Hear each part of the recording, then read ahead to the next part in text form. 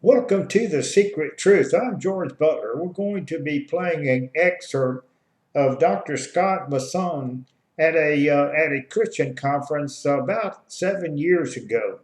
And he'll be discussing cultural Marxism and what happened since the wall came down. And then he picks up a little bit at the end, the Frankfurt School, and elaborates a little bit on that. I'll be putting up on our site, thesecrettruth.com, a click off where you can go in and watch the full presentation, which is about an hour long.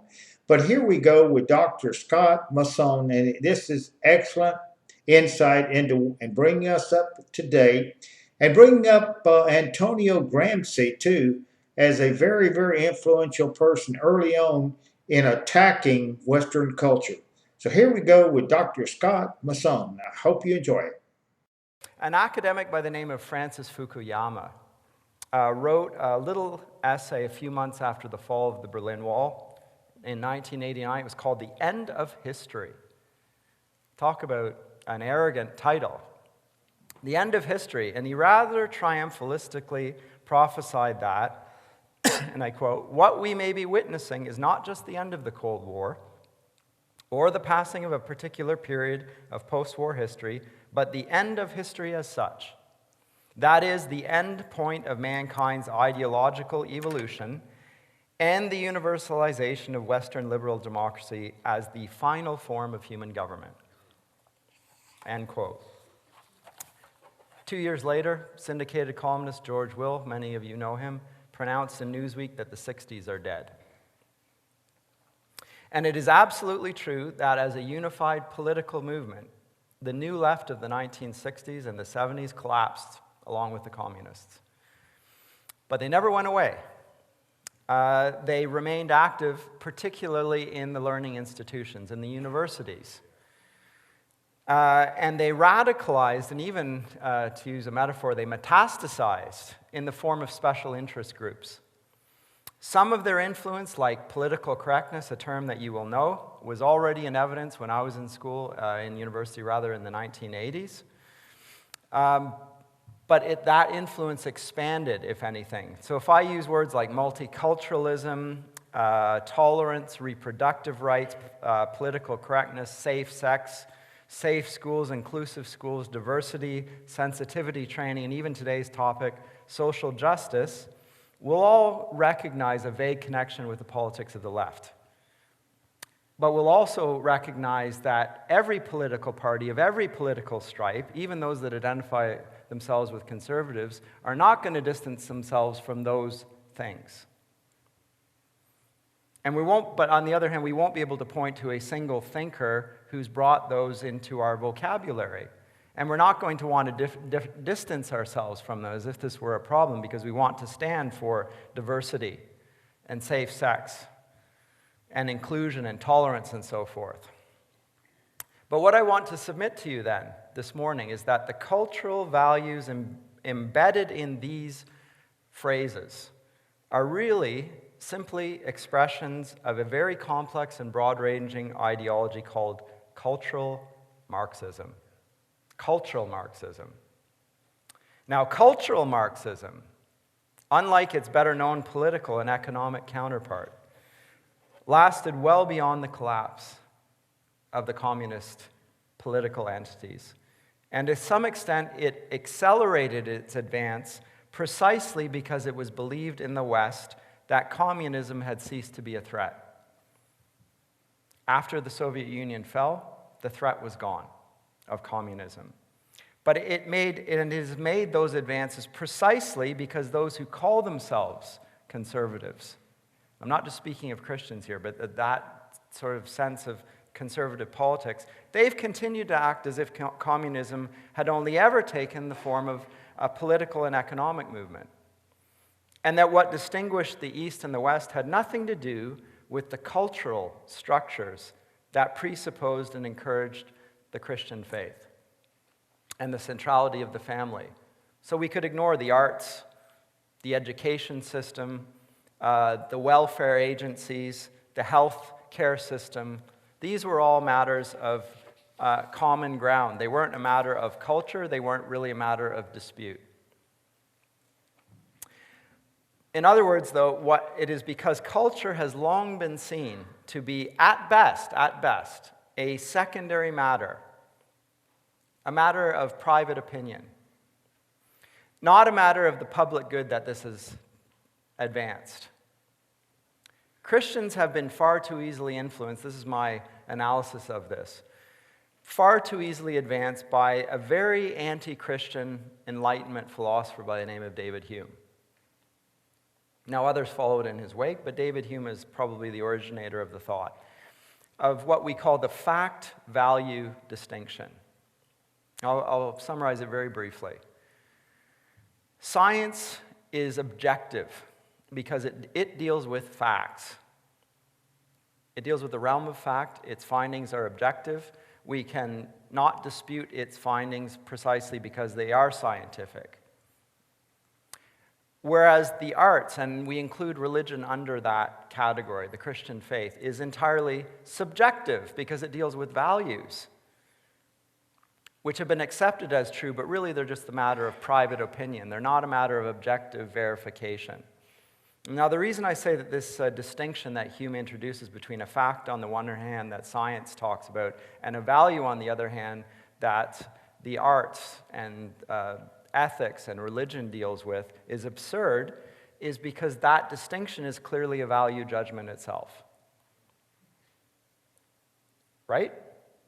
That is a value judgment that these are facts and these are values. That's a value judgment. That's not an objective assessment of things. Or are we saying that there's really no such thing as objective moral standards that everyone can see and acknowledge? Well, C.S. Lewis actually addresses this issue back in a little booklet called The Abolition of Man back in the 1940s. It's already a problem back then. So this is not a new, that per se is not a new development. It's been accepted, even though it's patently false. But so broadly accepted is this delusion about the distinction between facts and values by the so-called mainstream of conservative politics, whether the Conservative Party of Canada or the UK or the Republican Party in the US, that these parties have seen the substance of their appeal and indeed their politics to reside in the common pursuit of, common sense rather, of pursuing fiscal conservatism as opposed to social liberalism. And so you can call yourself a fiscal conservative and still call yourself a conservative, but you can combine that with social liberalism. In Canada, this is extremely common. I don't need to explain to you this. Our current mayor, that is his whole shtick. You know, I am a conservative fiscally, but I'm socially liberal. And that will be the mainstream in the Conservative Party, I would say here. Never mind the parties that you would identify with being further on the left. So the economy is the facts around which we unite, not the values upon which we divide. And if a party man wants to move to the middle, then he's going to do what Bill Clinton says and put the little memo in front of himself. It's the economy, stupid. Let's go to the common ground. This is the solid facts of the matter. Never mind the values.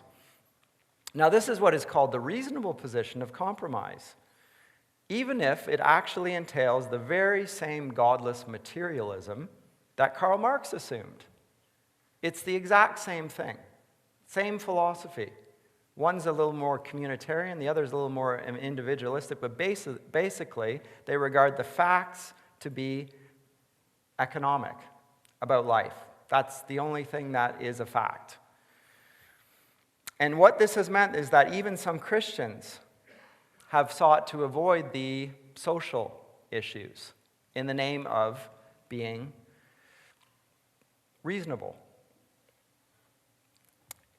And this has allowed the open ground for the new left to come in with its cultural Marxism, because it does not assume these things. It knows that values are central to all politics and indeed all human life. But the reason that it's particularly relevant to our discussion here is that since its inception, as far back as the end of the First World War, the principal stated aim of cultural Marxism has been, one, the destruction of Western culture and values, and two, in particular, all vestiges of the Christian faith. It's directly, deliberately, self-consciously seeking to eradicate the Christian faith from Western culture. And we have witnessed from the fall of the Berlin Wall, the long, slow march through the institutions, become now a raging charge with no impediment whatsoever. They have run us to the river on this. And having seen the cultural effect of this, we're now seeing signs of political and economic collapse. Now, I don't know if you addressed this or not, Joe, or not. I thought you would have. Now, this is the irony. We'll just stick to the politics and the economics and we'll leave the cultural alone. Well, we've left the cultural alone, and now we have a demographic winter, inflationary policies and so forth, and the politics and the economics are going to go down with it because we no longer think that the family and its significance is central to our culture, and that the Christian faith is central to all legal and faithful business, etc. Now, this is largely because of a widespread capitulation by Christians on the implications of Christ's lordship. From the very beginning of the church, in the first centuries, the church was involved in its own ventures in health, welfare, and education, and Christianity also framed and shaped the laws of the West for 1,500 years. 1,500 years. And Christians understood they were to be involved in these, and they were to do so not just because they were in the world, but because this is a way of expressing Christ's kingdom reign that he not only allowed, but encouraged, mandated, in fact. Go out into the world and preach the gospel, right? Disciplining the nations, etc., teaching them all that I've commanded. Now, the fallacious idea of neutrality in the area of culture, a way of saying that values don't matter, has finally done its work. Deceiving Christians, and when I say Christians, most of my contemporaries, even in the public university, even the Christian university, still buy into the myth of neutrality. They still buy it. They still think that the Christian assumptions that they grew up with as young people are neutral assumptions, and they're just absolutely mystified by the way that the political culture of our day is going after common sense things like the family and its definition. Who would ever have thought that this were possible? They're mystified. They still believe the myth of neutrality that the cultural left regards as a Christian concept. By the way, the left is correct on this. It is a Christian concept. And furthermore, it is also an objective truth about human nature that ought to bind everyone together. Both of those things are true. And the scandal about this is not just that Christians of the Orthodox persuasion have by and large left the field open to the opponents of the Christian faith. You know, the Gospel Coalition south of the border, most of us are very happy with this, including myself, but they have one plank, the justification by faith on the imputed righteousness of Christ, a plank that I thoroughly support. But they seem to think that there's no difference between the justification by faith and the entire kingdom of God. Let's just talk about justification all day long. Whereas as my old pastor, Bob File, used to say, it takes a whole Bible to preach a whole Christ to make whole Christians. What do we learn about the kingdom of God from the New Testament? To learn about the kingdom of God, you have to learn about what God's kingdom was like to begin with. The king has laws. Where are the laws to be found? They're found in the Old Testament. And it's very interesting, and just in terms of technology, this is just a sidebar, that we have one book called the Bible. It's a technological development, and it has if I can use a complicated word, a hermeneutic significance. What we're saying here is that this is all saying the same thing, right? We don't talk about the 66 books of the Bible. We do sometimes for the purposes of genre and various other things. but they've stuck it together in one book to be read as a whole. And if you leave out a part of it, in fact, the majority of it, the first 2/3 of it, then you have truncated your understanding of God's counsel to a very narrow platform. You're effectively putting yourself in Marcion's shoes, whether you've recognized it or not. And it has left the very theologically suspect emergent church to speak to the cultural issues of our day. Whereas the Orthodox Christians are sitting there silently in the background talking about the atonement. As important as that is, that's all we talk about. It's a one-trick pony. And the youth are drawn to the emerging church. They're drawn to them precisely because they're speaking about social justice. The very things that they're hearing about in their public schools, where they're also going, by the way. And the church, these emergent church people, they're talking about social justice. Oh, I can be a Christian and think about social justice. Well, yes, you can.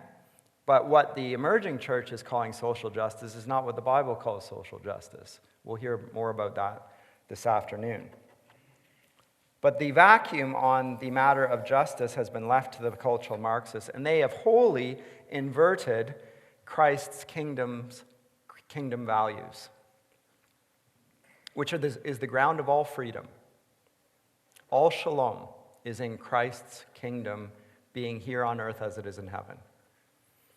And we now have a highly illiberal and intolerant brand of liberalism gaining acclaim as the banner of progress in Western political life.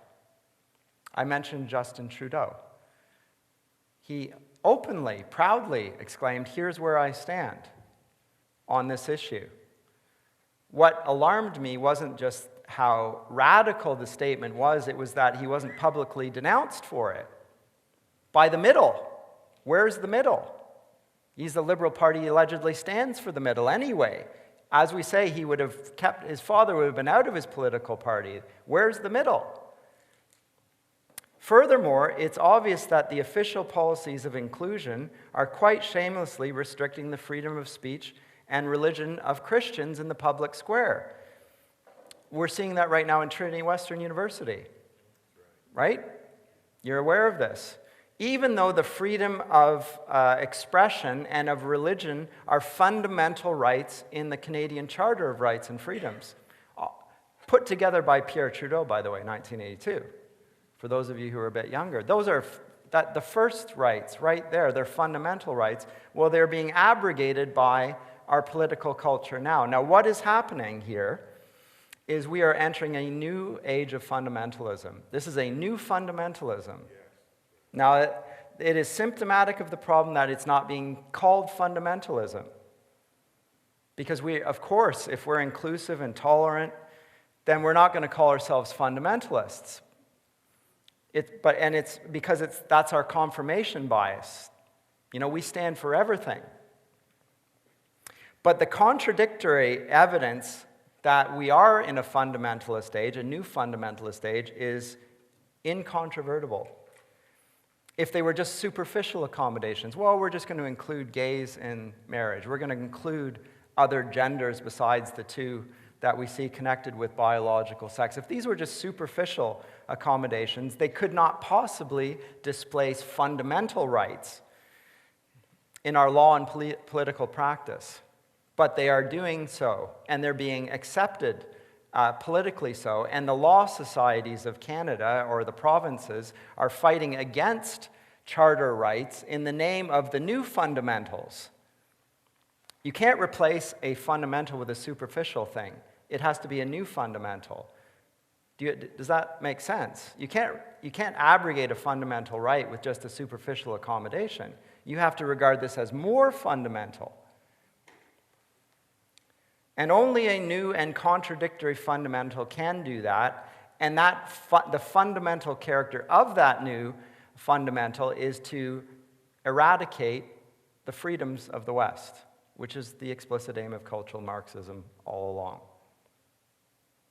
And the fact that it's religious in nature is revealed by the fact that marriage, which is an established Christian right, central to the Christian faith, an expression of Christ's relationship to his people on earth, is being redefined in countries where not only the customs but the majority of the inhabitants would still publicly identify with Christianity. The fact that that fundamental institution is being redefined makes it clear that this is a religious imposition, a religious fundamental being brought right into the heart of Western culture.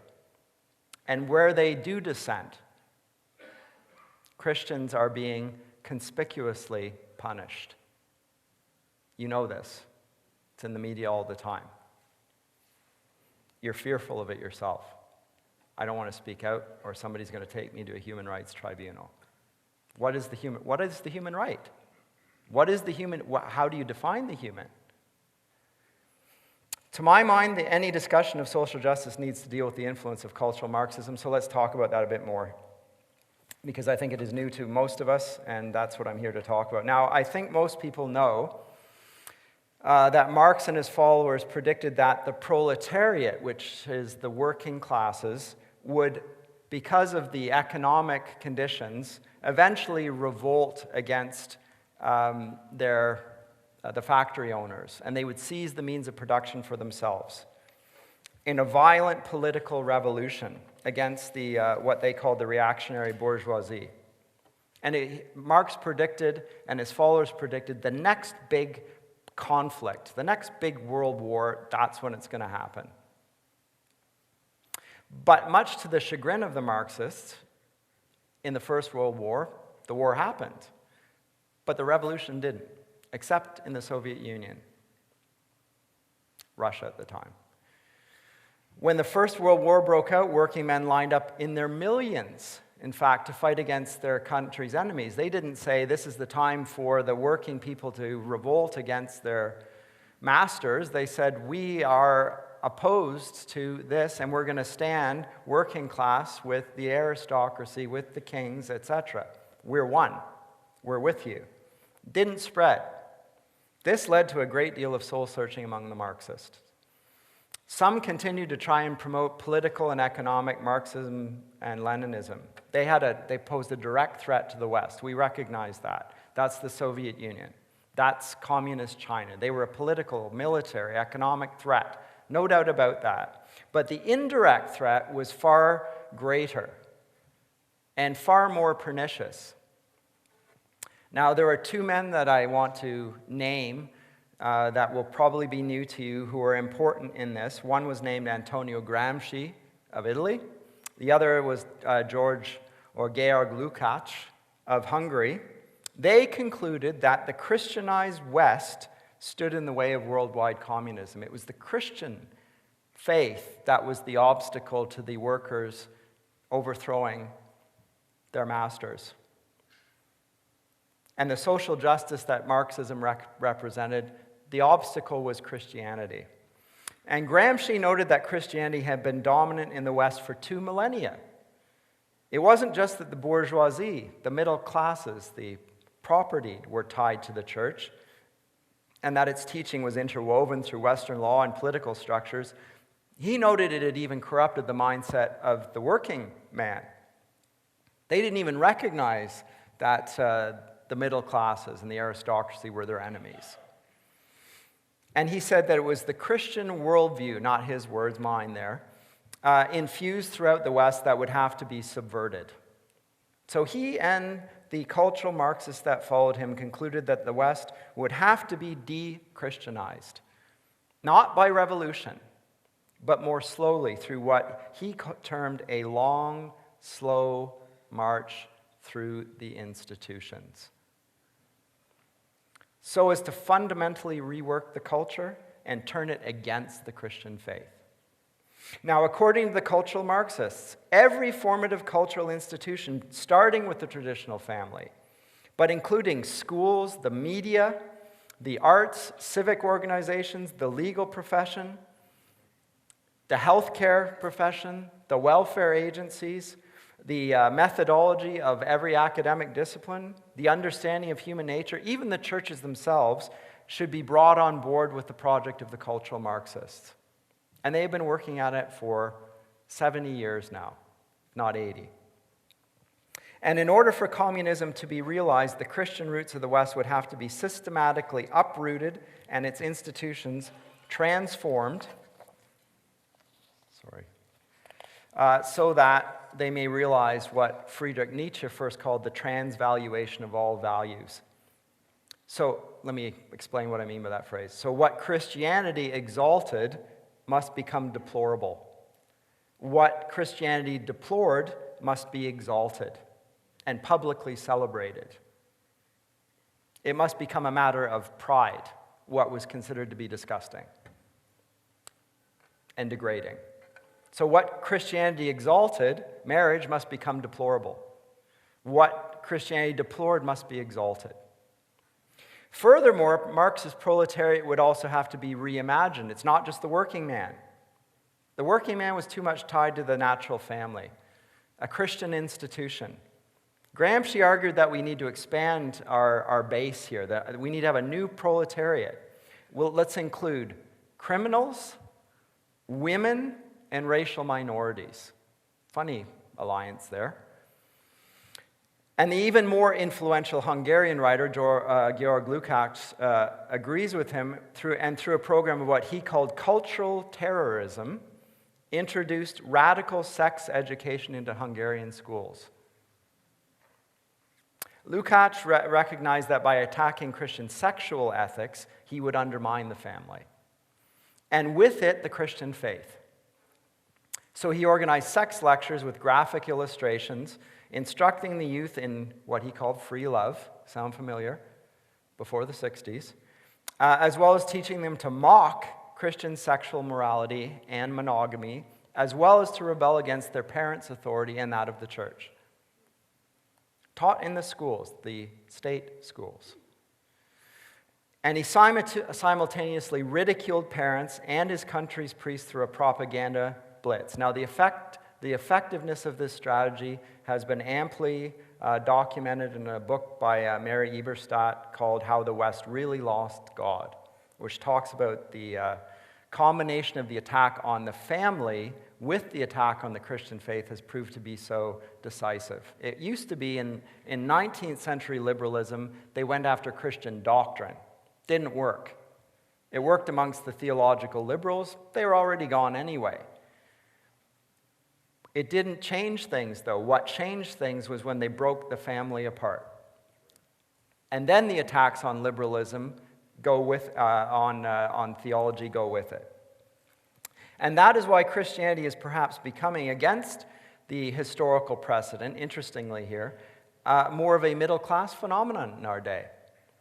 Because in our day, it is the poor who suffer the most from broken families and often seem most hostile to the Christian faith.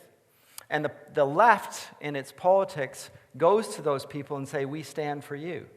Even though I would say it's their policies that have broken apart the very people that they purport to be helping. So the instances of the implosion of African American families since the 1970s are spiked. And the abortion rates, you could talk about the racism in that. At any rate, I would get off track to speak more about that. But after Lukács, this Hungarian fellow, and his party were overthrown in Hungary by an invading Romanian army, he turned up in Germany. This is a key point. In 1923, one of the keynote speakers of a Marxist study week. The man who funded it, a man of fabulous wealth, was so impressed that he used his millions to set up a think tank. That think tank started off as the Institute for Marxism, but then they thought, you know what, that's a little bit too crass and overt. Let's call it something more innocuous. It called itself the Institute for Social Research instead. Eventually, it was just called the Frankfurt School. The Frankfurt School. For those of us who are philosophers, we will have heard of that. For everyone else, probably not. Now, the Frankfurt School is the originator of what we now call political correctness and the idea of multiculturalism. Welcome back to The Secret Truth. We hope you enjoyed that excerpt from Dr. Scott Masson out of Canada, but he was telling us that they're using Gramsci theory about how to bring Marxist communism to the West is you attack the family. And that's exactly what they did. And they used later on, the Frankfurt School was the phalanx movement against our families here in America. So cultural Marxism is real. And we'll have the full video of about an hour up on our site for you to watch. So come into thesecrettruth.com to watch that. Thank you very much for viewing this presentation on cultural Marxism. Thank you very much, and God bless each and every one of you.